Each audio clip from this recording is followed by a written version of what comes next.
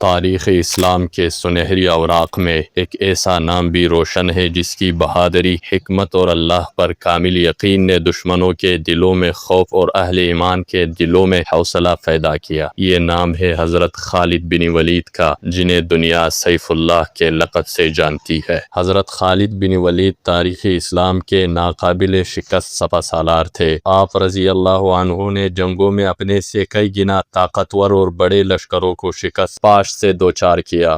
12ویں صدی کے ایک مورخ ابن عسکر نے لکھا ہے کہ ایک مرتبہ جنگ میں دشمن کو زیر کرنے کے لیے حضرت خالد بن ولید نے زہر پی لیا تھا۔ اللہ کے حکم سے آپ رضی اللہ عنہ پر زہر کا اثر نہ ہوا۔ اس واقعہ کا تذکرہ روایت کے مطابق کچھ یوں ہے کہ اسلامی لشکر نے حضرت خالد بن ولید کی قیادت میں کئی شب و روز عیسائیوں کے ایک قلعہ کا محاصرہ کر رکھا تھا، اور لڑائی اس لیے نہ چھیڑی کہ شاید یہ لوگ راہ راست پر آ جائیں۔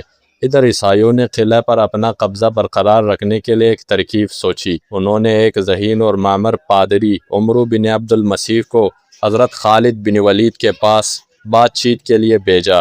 پادری نے چالاکی سے آپ رضی اللہ عنہ کے سامنے ایک تجویز پیش کرتے ہوئے کہا کہ آپ فی الوقت ہمارے قلعہ کا محاصرہ اٹھا لے۔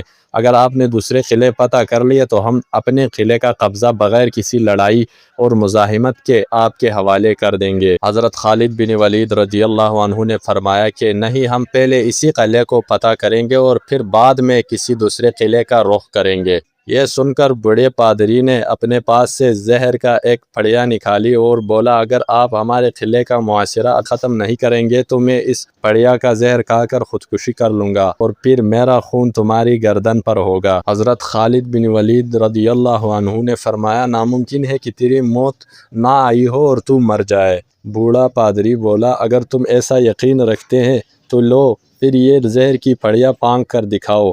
یہ سن کر حضرت خالد بن ولید نے زہر کی پھڑیا پادری کے ہاتھوں سے لی اور یہ دعا پڑھی، بسم اللہ الذی لا یضر مع اسمہ شیء فی الارض ولا فی السماء وہو السمیع العلیم۔ زہر کی پھڑیا پھانک لی اور اوپر سے پانی پی لیا۔ اب تو بوڑھے پادری کو مکمل یقین ہو گیا تھا کہ اب اس خطرناک زہر کو پی کر چند لمحوں میں موت کی وادی میں پہنچ جائیں گے، یوں کسی نہ کسی طرح قلعہ کا محاصرہ بھی ختم ہو جائے گا۔ زہر کا اثر دیکھنے کے لیے پادری غور سے ٹکٹکی باندھے آپ رضی اللہ عنہ کو دیکھنے لگا۔ آپ رضی اللہ عنہ کے بدن سے پسینہ نمودار ہونے لگا۔ پادری دل ہی دل میں خوش ہونے لگا کہ زہر کا اثر شروع ہو چکا ہے، لیکن اللہ نے خالد کو زہر کی ہلاکت سے محفوظ رکھا۔ خالد کے بدن سے چند منٹ پسینہ نمودار ہونے کے بعد آپ رضی اللہ عنہ کے کیفیت بالکل نارمل ہو گئی۔ پادری نے اپنے آنکھوں کے سامنے حضرت خالد بن ولید کا جذبہ ایمانی دیکھا تو حیران پریشان رہ گیا۔ حضرت خالد بن ولید نے پادری سے مخاطب ہو کر فرمایا، دیکھ لو، اگر موت نہ آئی ہو تو زہر بھی کچھ نہیں بگاڑ پاتا۔ پادری کوئی جواب دیے بغیر آپ کے پاس سے واپس قلعہ باغ کھڑا ہوا۔ بعض جگہ لکھا ہے کہ پوری ایمان لے آیا اور اپنی قوم سے کہا، اے لوگو، میں ایسے قوم سے مل کر آیا ہوں، خدا تعالیٰ کی قسم اسے مرنا تو آتا ہی نہیں، وہ صرف مارنا ہی جانتے ہیں۔ جتنا زہر ان کے ایک آدمی نے کھا لیا ہے، اگر اتنا پانی میں ملا کر ہم تمام اہل قلعہ پی لیتے تو یقیناً مر جاتے، مگر اس آدمی کا مرنا تو درکنار ہے، ہوش ہی نہیں ہوا۔ میری مانو تو قلعہ اس کے حوالے کر دو اور ان سے لڑائی نہ کرو۔ معمر پادری کی بات سن کر عیسائیوں نے وہ قلعہ بغیر لڑائی کے حضرت خالد بن ولید کے حوالے کر دیا۔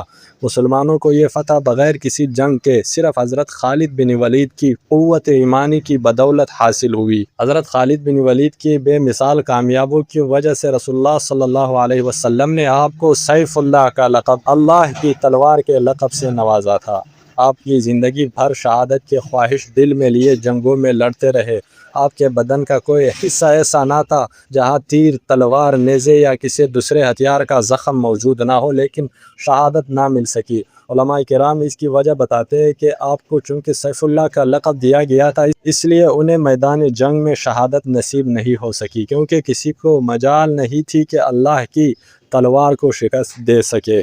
زندگی بھر حضرت خالد بن ولید کے ہاتھ میں تلوار کا دستہ رہا اور وہ اللہ کے راہ میں جہاد کرتے رہے اور فتوحات حاصل کرتے رہے۔ جسے اللہ پاک کی تلوار کہا گیا ہو، اسے کون ہرا سکتا ہے؟ اس واقعے کو ابن ابی شیبہ رحمہ اللہ نے المصنف میں امام احمد بن حنبل رحمہ اللہ نے فضائل الصحابہ میں، امام ابو یعلا رحمہ اللہ نے اپنے مسند میں، علامہ بیہقی رحمہ اللہ نے دلائل النبوت میں، ابن عساکر رحمہ اللہ نے تاریخ دمشق میں، علامہ ذہبی نے تاریخ اسلام اور سیر اعلام النبلاء میں، اور حافظ ابن حجر رحمہ اللہ نے الاصابۃ فی تمیز الصحابہ میں نقل کیا ہے۔ دوستو یہ کہانی آپ کو کیسی لگی؟ کمنٹس میں اپنے رائے کا اظہار ضرور کیجیے گا۔ ہمارے چینل کو سبسکرائب کر دیجیے گا۔ ویڈیو دیکھنے کا بہت بہت شکریہ۔